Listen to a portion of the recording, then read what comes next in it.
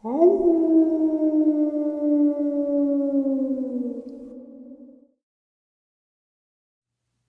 greetings and salutations, everyone. I hope everyone is doing well today. Today, I have a subscriber who is going to share a terrifying event that he witnessed in Tazewell County, Virginia. Before we get into that, a couple links. As you know, I rely on Patreon, PayPal, and my merch to help the channel to continue to grow and go. Those links are in the description below.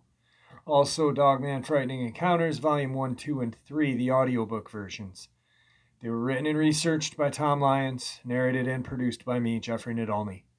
They are available on Audible, Amazon, and iTunes. The links to those are also in the description as well. Now, everyone, I have taken far too much of your time. Let's get on with today's upload. Shall we? All right, everybody. Today I have a subscriber from the great state of Virginia, and he has been on the show 2 times to share some Dogman encounters that he's had in the county of Tazewell out in Virginia. DJ, how are you today? I'm pretty good. How are you? I'm doing well. Thanks for taking some time out of your night to come on and share what's been going on with us. Not a problem. So, well, you're not a stranger to this. You know how I do it. I'm going to turn the floor over to you, and you can share what's been going on with everybody else. Gotcha. Well, last week, Jeff, week before last, we were finishing up the second cutting, which is the last cutting of the year for our fall stocks for round bale and square bales, to sell to local farmers who have farms. And we had done cut them, baled them, and we were moving them into cover from the weather. And we was finishing up the last field over in the end toward it borders the pasture. Well, we noticed that there was a younger deer there hanging around my brother-in-law I was spearing them on the tractor, taking them over to him, and he was picking them up with another piece of machinery and stacking them on top of each other in the barn. Well, we noticed a deer hanging around there earlier. It was a fawnling. It still had like maybe 2 spots. It was a young deer. I don't think it was hurt, maybe. I know it wasn't hurt by none of our equipment, but it was getting close to dark when we was finishing up. We had like 4 bales left, and all of a sudden, dark was beating us, so it was basically a race against time to try to get the hay out of before the dew heavy fell on it. But we were getting ready to turn the equipment off and cover everything up for the night on the farm and lock everything away. And it probably maybe 15 minutes before total darkness, and all of a sudden we start hearing barking, howling, and yipping. It was a yipping similar, I guess, to that of a coyote, but it had a growl to it, and whatever did was yipping and howling had an ungodly set of lungs. And I've heard something similar to that before. I thought it was a Dogman. I didn't know for sure. Okay. But my friend, my family member, who's who basically owns the property, he'd never heard nothing like that before, and he's 10 years older than me. And it astounded him, but at the same time, it was scary at the same time. And then we heard that, and then all of a sudden, we heard a squealing like I have never. It was a shrilling squeak, like scream that would actually hurt the ears. I mean, it was very scary sounding, but it's something that I'd never heard before, and it was extremely loud. It was a noise I've never been familiar with. If you had to, like kind of categorize it, what would it be? What would it closely resemble? I honestly, it was a squeal, a lot like what the boars are of Africa. What's the boar? The whistle pig, they call them over there in Africa. Yeah. The brush pig. It sounded a lot like when a lion, were to dig the young out of the den, and that squealing. Okay. Sounded like that, but it had a little bit more gruff to it. I mean, it was very nerve-wracking and very irritating. At the same time, it was just, I'll be honest with you, it was scary as hell. All right. Okay. And we were listening to it. As we're listening to this, we walked over there to where we seen the deer. And something evidently must have grabbed it, because the sound actually sounded like about 200 yards up the hill into the wood line from where this deer was laying. And we found a few drops of blood and some hair right there, like something might have just grabbed it and took off with it. Unbeknownst to us, we don't know what it was, but we were sitting there and listening, but my brother-in-law was wanting to go because it was really irritating. And then it just, all of a sudden, it was starting quietening down. It was like a gruff and a rough. You could actually sound like it was a free-for-all up there. You could actually hear limbs shaking and brush breaking. I don't know what was going on, if something grabbed this and something else tried to take it or what have you, but it was to the point that I was wanting to get out of there too. Well, all of a sudden I seen my brother-in-law look up the hill, and he got a look on his face. And then he turned around on me, and he passed me. I mean, you can imagine, say, the sequence of walking on water for speed. He could have done it. And I know he was bothered by the sound before, but I didn't think it'd bother him this bad. Right. And when we got in his vehicle to ride, for me, drop me off and then go to hit, it's about a 45-minute drive from where, we're located at. And the whole time the way home, he might have said 10 words. And he was as white as a piece of notebook paper in an Alaskan summer. I thought maybe the sound had got to him, but I thought something else maybe. I don't know. And then 2 days later, or 3 days later, this happened on a Wednesday, I think, or a Thursday, and I found out on a Friday evening, he told me he saw something. And I'm like, did it have fur? He's like, no. In his way that he put it, in his layman's terms, he said it looked like a plucked, skint turkey as it's taken out of the pack and prepared for Thanksgiving Day dinner. And I asked him, I said, what do you mean? He said, you know the color of them? I said, yeah, they look like they're whitish, green, blue. You can tell where they've been thawed and picked and plucked. He said, that's what it looked like. And he said, it ran so fast over the hill. And I asked him, I said, well, did it run? No. And he had stopped me, and he said it ran like a kangaroo would. He said it was humped up. He said he thought he seen arms, but he couldn't see him making contact with the earth. And he said it was gone in less than 3 seconds. So, he tells me, and me being dumb and stupid, thinking that, I had the biggest firearm, the most firearms, could read anything else if you ever come across it. I got the big idea to go up there Sunday evening and try to see, locate, find this thing or hear it or whatever. And he didn't want to go. I mean, this man is 56 years old, and I thought he'd seen everything. Evidently, he's seen more than he really wanted to contend with on this situation. Right. So I went up there Sunday evening, and I didn't think I'd make contact with it. I was more or less just, I had a gun, but I thought I was just goofing off, I guess, trying to play Rambo for the sequence of being a man with these grown-up toys. I had no intention of seeing it, never even thought I would or hear it or nothing. Well, I went down there to where the deer was taken, I guess, and it's in the end of the pasture down there. It's about 400 yards long, and the woods and the forest line border the grass pasture. And there's a stream that separates the pasture, the 3 different big meadow fields. And I was on the side toward closest to the road. And I sat there till about an hour after dark, didn't see nothing, didn't hear nothing. So I started walking back toward my truck. And on the way up there, the only thing I can figure, this thing, how it got there, I don't know if it was sleeping there, come out of a hole. I don't know if it dropped out of the sky. I don't know. But it was about less than 30 yards on the other side of the creek bottom in that other pasture. When I started walking, it hollered and squealed like what we had heard that evening, but there's a difference when hearing it 200 plus yards off and then it being right on top of you in the middle of the night with the closest neighbor a quarter of a mile away. No vehicles, no electricity, no nothing. I mean, it actually It scared me to the point that I almost lost control of my bodily functions, if you get my point. Right, right. And as soon as it did this, I had my headlamp on. It's got the cord that stretches around your head or your cap.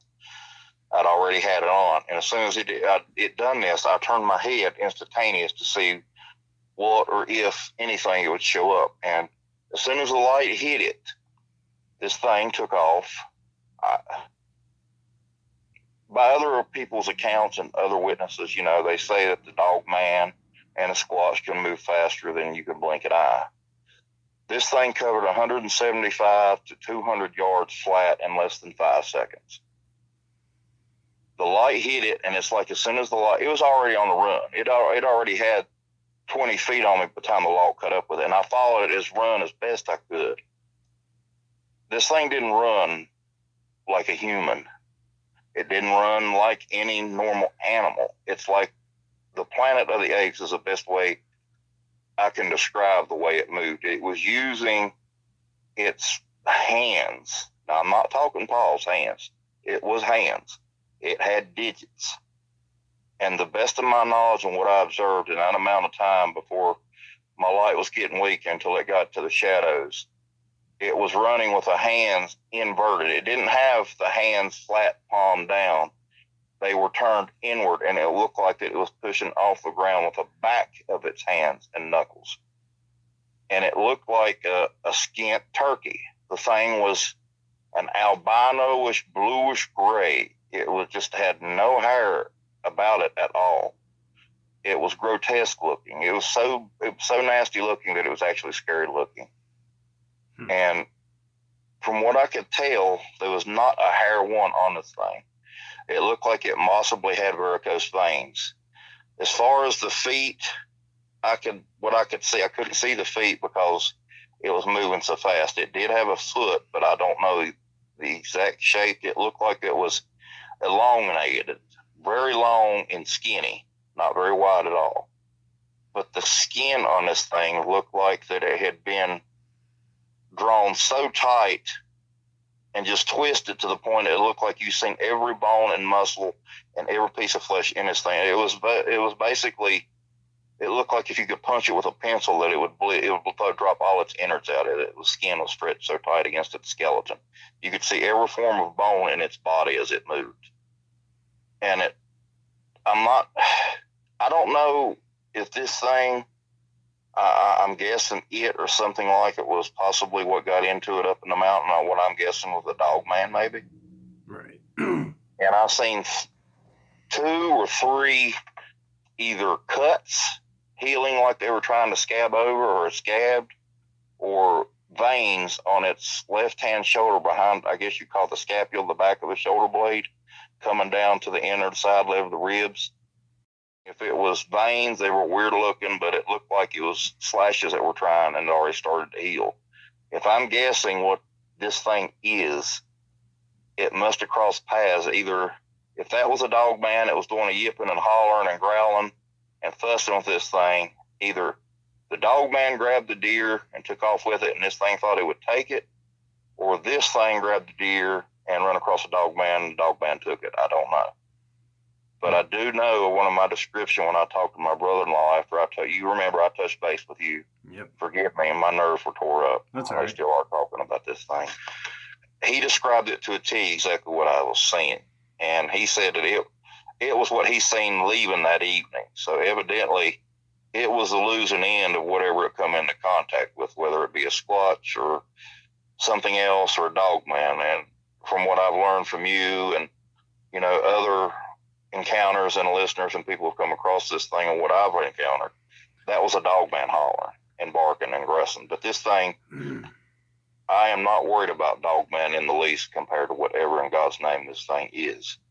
Right. I think it's like you. I don't like the denomination of the rake. That is a bull crap, creepypasta name, as you said, given to whatever this thing is. And it's like you said, what do you crawler? I think is. I mean, people call them crawlers. I don't really like the name crawler.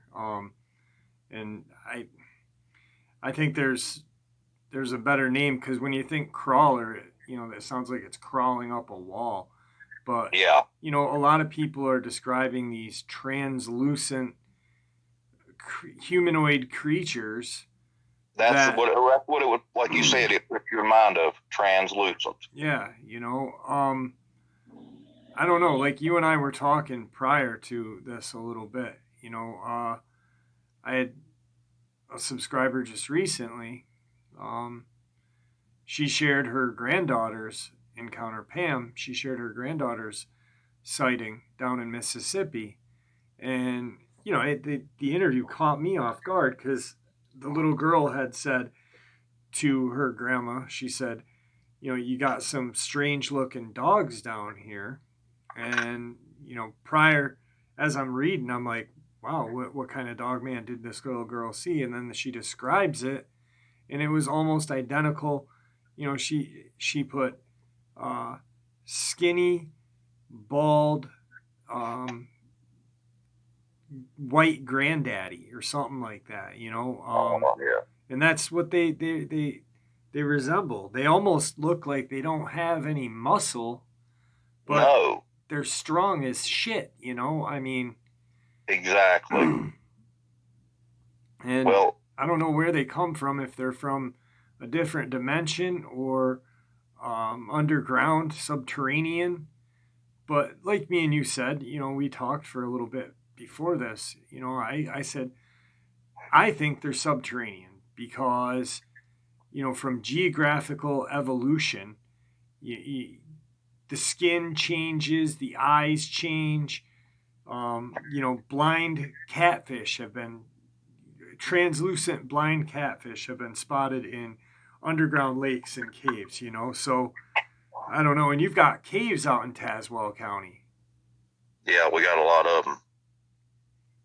So I mean, these things they're freaky. And ironically enough, like you said, you hadn't heard the upload, because when you and I were talking, and I said, did you hear the account from Pam? And you're like, no. And it's just, these things are out there, and chances are, who knows, maybe they come from portals. Maybe this is what are coming out of these things. And to me, they're a hell of a lot scarier than a Dogman and a Sasquatch, because at least we know what Dogman and Sasquatch are. We have no idea what the hell these things are or what they're capable of.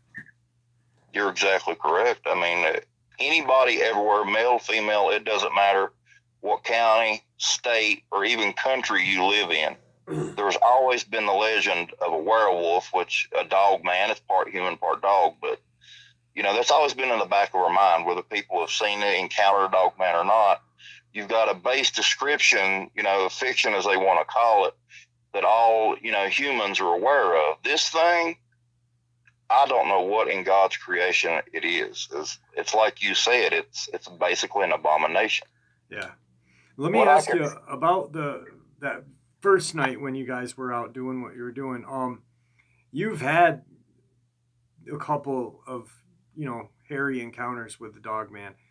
Right. That first one that you had when you were with your friend, and you guys, it was coming down that hill at you guys. When you heard same hill, same place, just a further meadow closer to the wood line. Okay, well, were the sounds similar to what you were hearing that night? Very similar.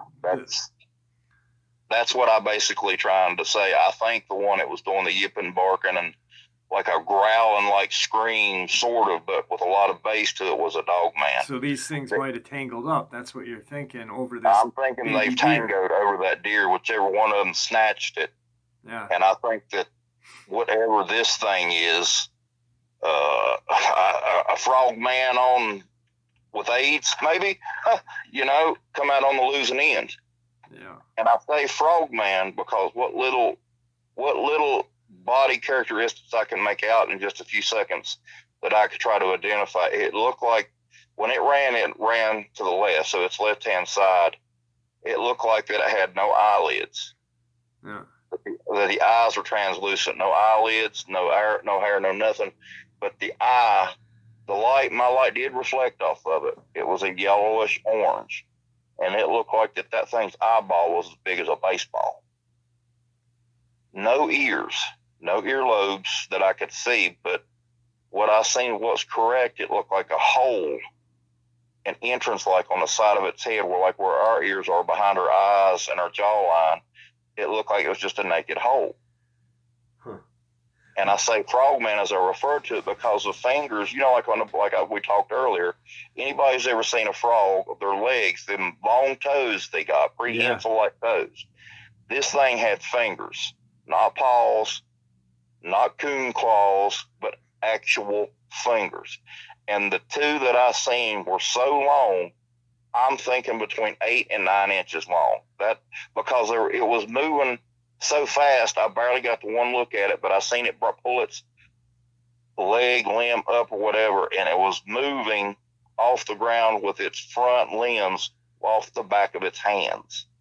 And them fingers looked like they were rubber as they moved. It looked like it just made a cartilage, just maybe some bone and the rest extension flesh, but it was eerie looking, if that makes any sense. Yeah, makes sense. And what I can think, I might have seen the corner of its jaw, looks like that it had no lips, its face, to the best way I can put it, looked like it was a man-like face without any protruding shape. It's just like it was flat. Yeah, it's like a nondescript almost, It's like, exactly. It's like the nose being removed. It had, what I could tell, it had no eyelids, huge bug-like eyes with a minus of ears, but ear canals, and no lips.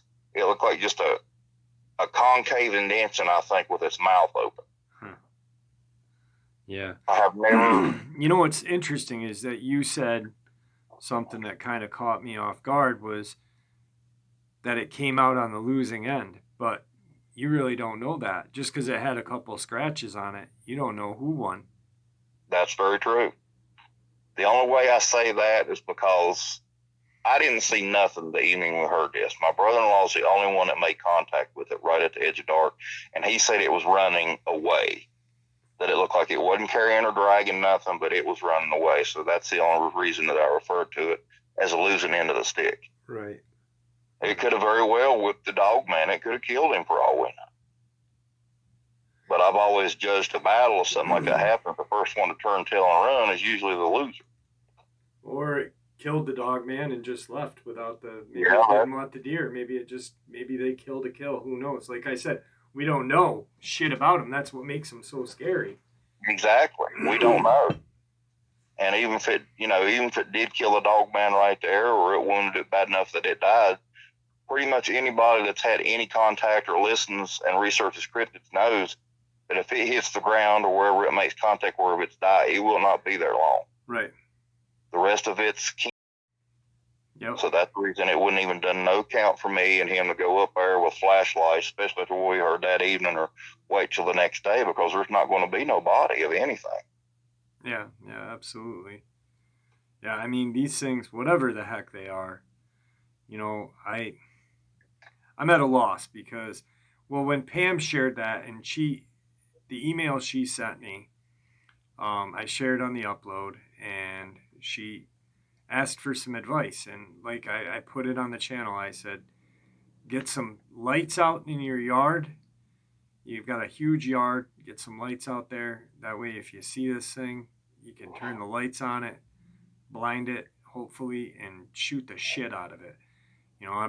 People probably won't like that one, but they have to get over it. We're gonna have to. The only way we will ever know what these things are is by having one captured. Theory is great, but eventually theory gets old, and I want facts. I'm like you, exactly. We're not going to know nothing till one of these things is dead on a slab, or if it's caught alive, it's restrained and it's studied. That's the only way we're going to have any questions answered. I don't know. There's a lot of speculation on what these things are. I mean, me and you, like I said a couple times before, we talked about this, and I've got a couple of theories that maybe they're through geographic and evolution change, through the change of evolution being geographically placed underground, they were a feral human that eventually changed. Or who knows, during the 50s up until present time, the CIA likes to do some crazy fucked up experiments on human beings. So exactly. who knows, what the hell these things are. Exactly. It's like you said that, the changes in evolution in the Earth. Who's to say that during the land bridge, they refer to the Cro-Magnon Iceman, the missing link. Who's to say this ain't the missing link that was survived, but during the change in the Earth's surface, that they did not get trapped, like you said, below subterranean levels, and they learned to survive. And they're blind, but they can't see, but their hearing is so acute. That's how they've learned to maintain and live, and maybe they've made it to the surface. We don't know. Yeah. Or maybe they dropped out of a portal, which I like that idea a lot better, because it's like, like you said, we were talking earlier, the only way this thing could have the skin pigment that it does, it's either crawled out of the lab, like you said, the CIA have tested it and it was released, it's subterranean, or if it was dropped out of a portal, because it could not exist on the surface and be as pale as what it is. There's no way. Absolutely right. Yeah, there is no way possible. And maybe, who knows, they could be coming out of portals and then go to subterranean level, like they're like with pigmentation on their skin like that, the sun hits it, that's an instant burn, almost like a vampire, like you said earlier. That pale white, just real albino, veinated skin, like a varicose veined skin. Yeah, exactly. It'd be like waking up in the morning and seeing a big snail on the front porch, and you walking out there and putting a handful of salt on it, it's going to shrivel. Yeah. Same thing with this. There's a lot of videos of these things too. I mean, not a lot, but there are numerous ones. And the ones that are out there, a lot of people are like, well, I mean, there's some ones from Hollywood that people have doctored up. Just, like the Dogman video that's going around. That's actually like it's a movie prop from a Spanish or Portuguese Dogman movie, and there's a Asian, Islamic, somewhere around in that area, like Afghanistan or Pakistan. Dogman movie. Actually, it's not a Dogman movie. It's a movie, but there's a Dogman creature in it, and it's from over in the Middle East. Correct. But these creatures, these videos on YouTube that these people are catching, I think a lot of them are legit, because, it's just an average guy like you or I. Where the fuck are they going to get the Hollywood props to, do these videos? There's one that this kid is out in the woods, and he hears this sound almost like what you're describing, like a squeal, like a male boar squealing. And he's out in the woods. He's going out there. He's got a flashlight with him. And this isn't the one that everybody sees, where it's on the ground. This thing's actually in a tree. It's probably 10, 15 feet up in a tree, looking off to the side. And it sees him and screeches and just fucking bolts into the darkness of the night. There's just too many videos that look legit and feel legit, and now too many sightings to be discredited. You can't discredit any of these now, because too many normal people are seeing them and catching them on video, and they seem aggressive. But like I said, we're not going to know anything until we get some sort of physical evidence. And exactly. I love theory. But, in my eyes, theory is just almost like, like a Stephen King novel. Exactly. It only gets you so far. Yeah. I want facts. That's why lately I've been sharing encounters on the channel, but on my off time, I'm reading Russian scientist notes and shit like that on Sasquatch. And, so we need facts, and with these things especially, because if they are coming out of portals, they're very dangerous, because they're from some other fucking dimension, and we don't know what's in that dimension, so we don't know how dangerous these things can really be. Exactly. I like this, like you've been commentating and researching. I like to see the sheriff from Cock County, Tennessee, the tutu wearing, what's his name, come across this scene where his pink tutu. Yeah. How's he going to explain this? What's he going to try to do? Arrest E.T.? That's another thing. They could be some sort of, extraterrestrial offshoot. We don't know. That's another theory. They resemble an ET minus the bulbous head. Yep. I don't know, but I like how you described the frog-like fingers, how it hopped or bounced. It's definitely a creepy. If you think about it in your mind, and you picture the way you describe this thing, how it hops like the Planet of the Apes, that's unsettling. It's very unnerving. That's creepy shit. I don't know if it scared me or it just did. I don't know, but I will take 10 Dogman encounters for one of these, because I don't ever want to experience none of either again. But if I had my choice, I'd take Dogman all day long. Yep. Yeah. This thing raises another question in a bar and a person, the human's mind, that we just can't imagine or answer, because it's so ugly that it's grotesque, but it's so grotesque that it's frightening looking. Right. Yeah. It's like you talking about that werewolf, that dog man that's been around on every daggone channel saying it's a dog man that's been captured, caught, and killed. Take that, whatever little hair it had on it, because I have seen the same thing, shave it, and the skin tone and the blood and the veins that was on this, put that on a scale between 5 to 6 foot tall, about 120 to 135 pound weight, as skinny as hell, and that's what you've got. Right. Yeah. I don't know what this thing is, but wherever it come from, I hope it goes back. Yeah, most definitely. And that Dogman that you're talking about, that's going around everywhere. That's that Portuguese. It's called Argus de Lobos is the name of the movie. And I think somebody found the movie and probably didn't figure that, it's Portuguese, no one will watch this, no one's seen this, and put it up there. Well, people do watch international movies, so especially when they're about cryptids. Right. It's just exactly a shame. Right. It's a shame that they've got to, because doing something like that fucks up the credibility of anything. And I don't think on that little piece of footage that everyone's talking about, because there is some Islamic talk in the back, and there's like, supposedly people say the cartel killed it or the Islamic military killed it.